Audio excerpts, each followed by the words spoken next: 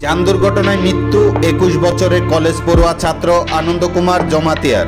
তার বাড়ি বাগমাপাড়ির খাম্পার এলাকায় বিশ্রামগঞ্জ থানার অন্তর্গত ইকো পার্কের সামনে যাত্রীবাহী বাস স্কুটি সহ আনন্দ কুমার জমাতিয়াকে ধাক্কা দিয়ে পালিয়ে যায় বুধবার দুপুর 2:30 আহত কলেজ পড়ুয়া ছাত্র আনন্দ কুমার জমাতিয়াকে বিশ্রামগঞ্জ প্রাথমিক স্বাস্থ্যকেন্দ্রে নিয়ে আসার পর কর্তব্যরত চিকিৎসক পূজা দেব আহত ছাত্রের অবস্থা আশঙ্কাজনক দেখতে পেয়ে দ্রুত তাকে আগরতলা জিবিপি হাসপাতালে রেফার করা হলেও শেষ রক্ষা হয়নি ছাত্রের।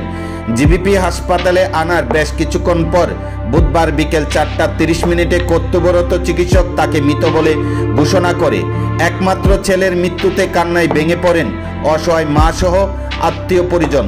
জানা যায় আনন্দ কুমার জমাতিয়া উদয়পুর নেতাজি সুভাষ মহাবিদ্যালয়ের ছাত্র ছিলেন। বর্তমানে মৃত আনন্দ কুমার জমাতিয়ার দেহ আগরতলা জিবিপি হাসপাতালে মর্গে রয়েছে। ময়নাতদন্তের পর মৃতদেহ তুলে দেওয়া হবে পরিবারের হাতে।